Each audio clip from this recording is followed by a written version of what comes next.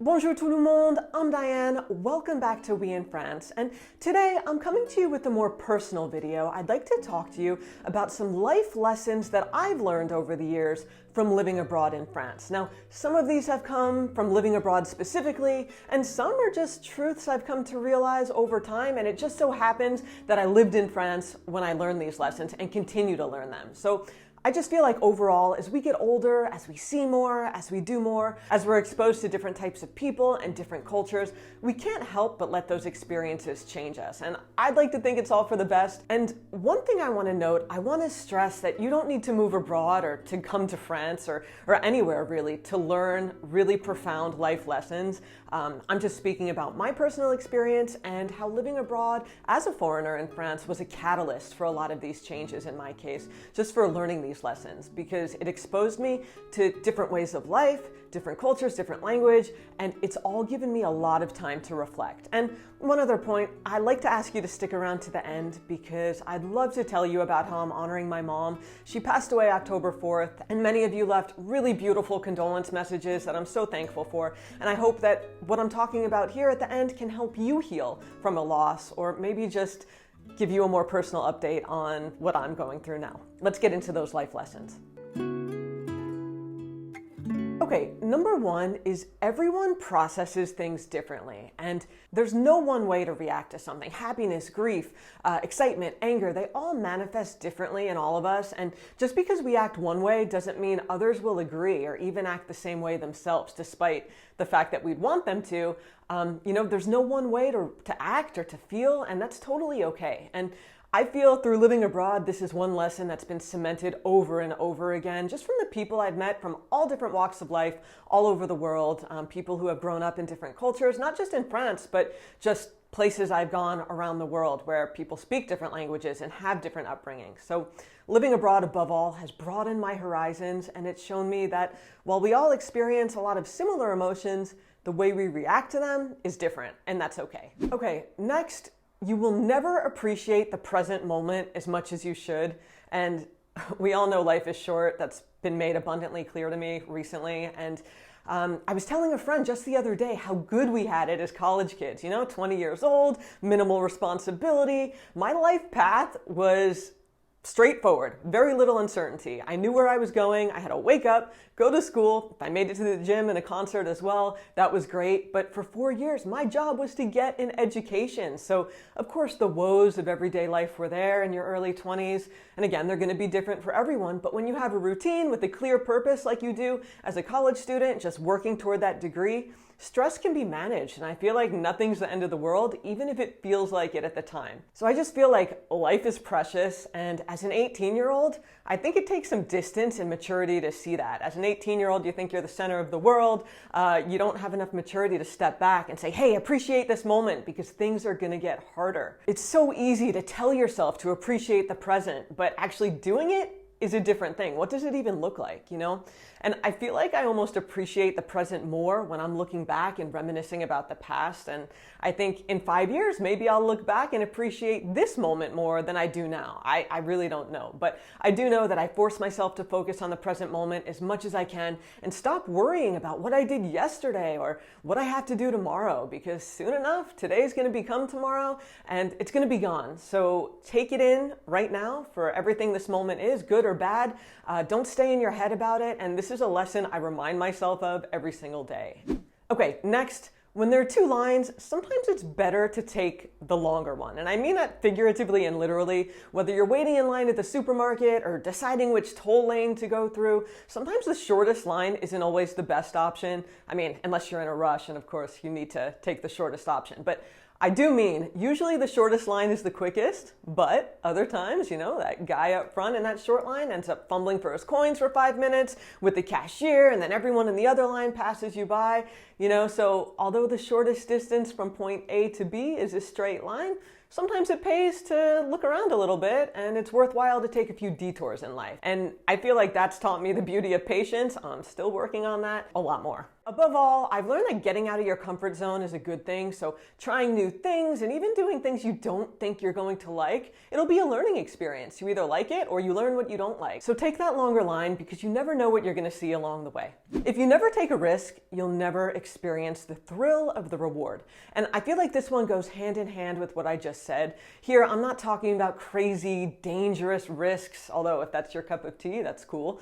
But each person's comfort level is different. So taking a risk can be as simple as trying a new food the next time you go out to eat, trying a new exercise class at the gym, or just carving out a new route for your walk home. They can be small, manageable things, or it could be something bigger like moving overseas, making a career change later in life, starting your business. It's whatever makes sense for you, but whatever it is, I would say listen to your gut and that little inner voice that's telling you to go for it and try, because again, what if you fail? Who cares? At least you tried and you've learned something about yourself. And I personally feel more often than not, your efforts are going to pay off, even if they don't feel like it in the moment, because you're going to learn something. Like I said, you're going to feel proud, maybe energized, maybe excited.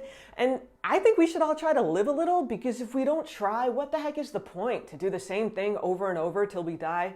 No. Take risks, no matter how big or small. And that's a lesson living abroad has taught me time and time again. All right, next, there will always be crappy people. But assume people have good intentions. You know, people can really suck. I feel like everyone from people just in a bad mood to friends you once considered dear that don't have time for you. And it pays to be better than that. You know, we're all human. We all have good days and bad. So I try to give people the benefit of the doubt, no matter who they are, where they're from, or what bad mood they might be in one day, because, well, the first time anyway. 2, 3 times, then that's my problem. But first time, I'll give you the benefit of the doubt. And if you assume that people are operating from a good place, even if their impact lands wrong and it hurts you, you know, you can find common ground and you can hopefully make it better. But if you just assume everyone's out to get you and hurt you and is nasty because they hate you, that's a really bad mental place to always be operating from if that's your foundation. So, you know, none of us is perfect. Sometimes we're the crappy one. I admit that. But if you make a conscious effort to better understand yourself and to just better yourself in general and understand others, if not for your own good, for those around you, try to see the good in others. Just do it, and it might rub off on someone. Okay, next, you'll never feel like a real adult. And truth be told, when I was a kid, I used to think like 18 was so old, you know, a real adult. And as an 8th grader, I'd look up at those big high school seniors and I'd be like, wow, they're mature, they can drive, and they're like in their cool clothes, you know. But once I was in college, I'd like see high school kids and be like, oh my gosh, they look so young, you know. So it's kind of a matter of perspective. And then I feel like maybe a little later in life, you have adult milestones, maybe a marriage, a great career, maybe you have kids. But a switch doesn't automatically turn off or on in your head and make you feel like a real adult who has everything figured out. You know, even if you have a job, a spouse, a stable life, more or less, I don't know what it would take to feel like a real adult. You know, I've obviously evolved a bit since being 18, but I'm still the same person. And basically what I'm saying here is don't wait until you feel ready, because you may never feel ready to do that thing you want to do. And then all you've done is wasted a lot of time waiting. So life is short. Go after the things you want now, even if you don't feel ready and feel like a real adult. Okay, so those were just a handful of lessons I've learned along the way. Overall, moving abroad has shifted my perspective on all kinds of things as I've seen more and done more, especially the things I wouldn't have had access to or, you know, even come across while back in the US. And I know for sure it's made me a more empathetic and open-minded person, so it's for the best. And I would love to hear about some of the lessons you've learned down below.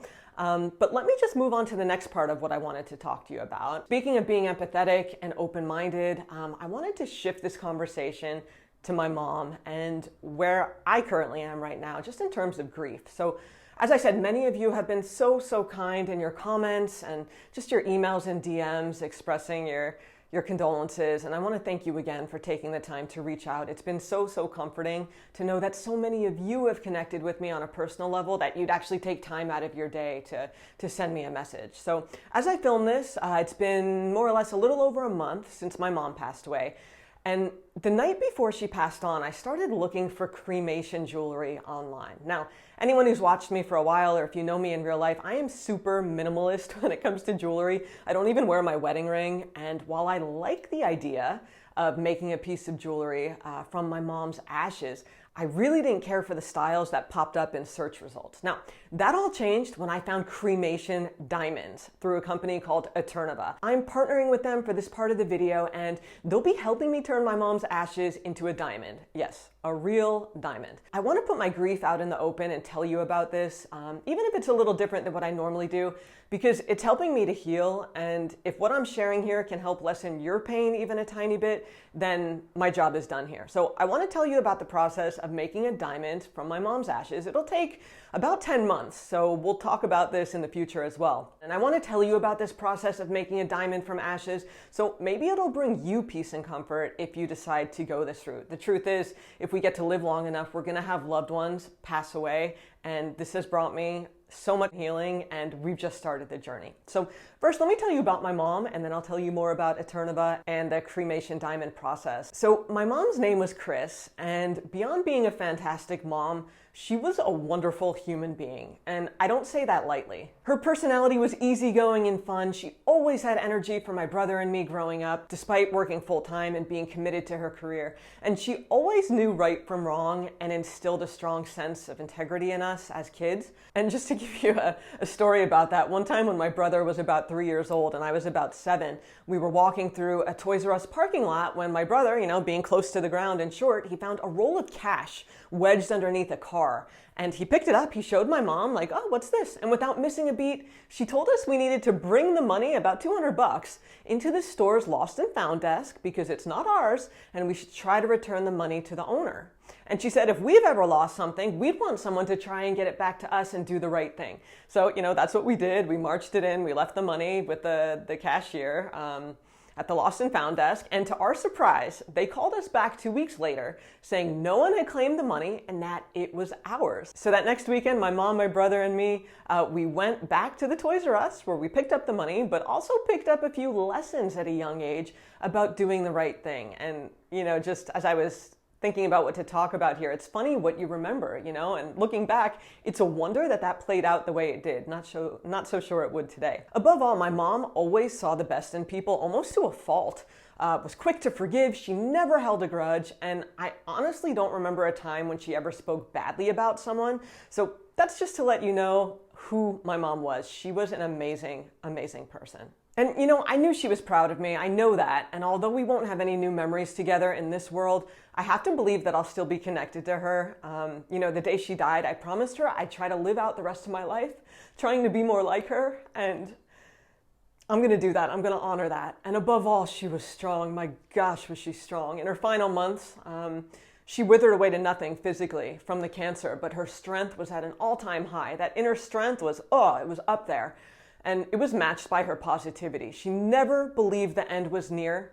And she was so determined, she even did physical therapy in the days just before she passed on, truly believing that she'd beat the cancer. And it wasn't her being naive or in denial. It was an unwavering belief in her strength and her faith.